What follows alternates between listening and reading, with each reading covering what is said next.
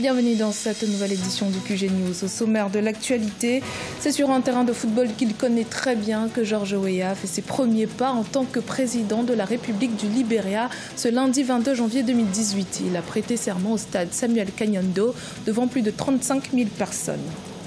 En Côte d'Ivoire, le gouvernement s'engage à protéger sa faune et sa flore. Les autorités ont lancé l'initiative Cacao Forêt pour sauver la couverture forestière du pays. En effet, la Côte d'Ivoire perd chaque année plus de 200 000 hectares de forêt. Et puis le fact-checking gagne du terrain en Afrique francophone avec l'avènement des réseaux sociaux. La propagation d'informations se fait de plus en plus rapidement, d'où la nécessité d'un outil de vérification des faits, une tâche rendue plus simple grâce au fact-checking.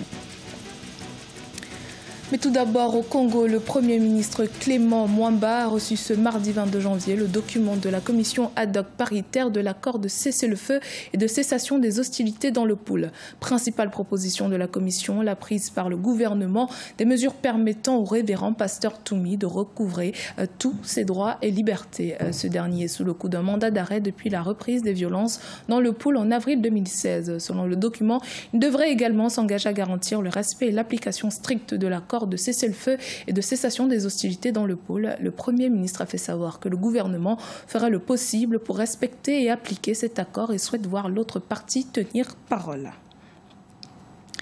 Le 22 janvier 2018 restera à coup sûr une date historique au Libéria. La légende du football George Weah est officiellement devenu président de la République en prêtant serment devant des milliers de partisans en liesse et des chefs d'État africains. Première passation de pouvoir entre deux présidents élus dans ce pays depuis 1944. Marcel Farba-Maron.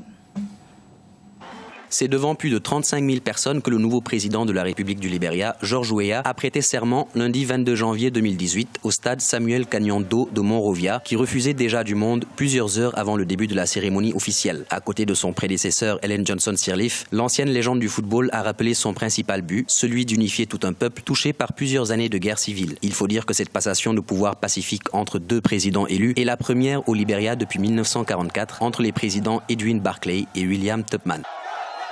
Merci de m'avoir fait confiance. Nous avons la responsabilité de fournir les efforts pour construire un Libéria nouveau.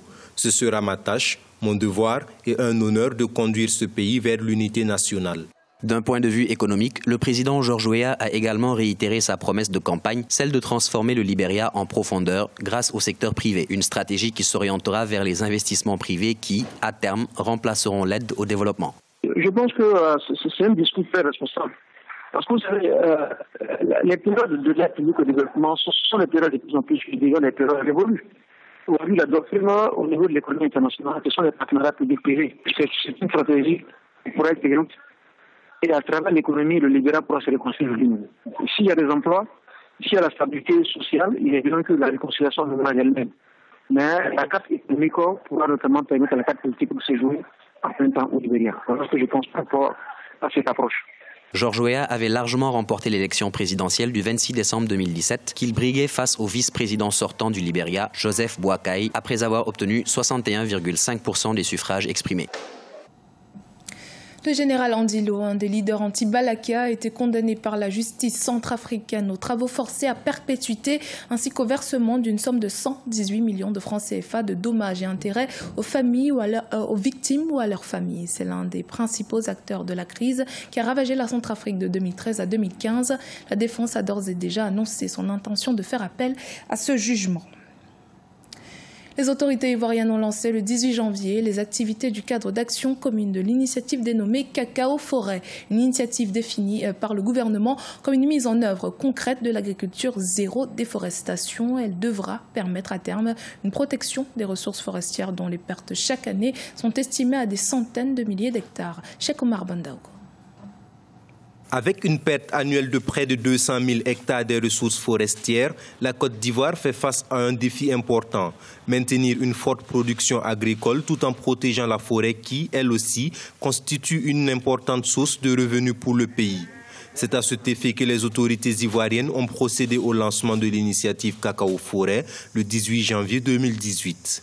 L'objectif de ces initiatives est de contribuer à développer des solutions durables en vue de relever le défi du changement climatique est celui de l'épuisement des ressources naturelles, en mettant l'accent sur la gestion durable de l'agriculture et de la pêche. La culture du cacao, dont la Côte d'Ivoire est le premier producteur mondial, représente une véritable menace pour la forêt dans ce pays. Selon les agronomes, cela résulte du fait que les producteurs ignorent des règles de base de l'agriculture. Et cela s'applique à toutes les cultures. Les variétés qu'on leur donne sont déjà sélectionnées. Donc déjà pour 1 hectare, 2 hectares, il peut avoir un bon rendement. Mais quand il n'a pas conscience de ça, il pense que c'est en nettoyant 5 hectares qu'il va plus couper de la forêt et qu'il va avoir beaucoup. Donc, il dit qu'au lieu d'agresser la forêt, il faut qu'il prenne la forêt comme son ami.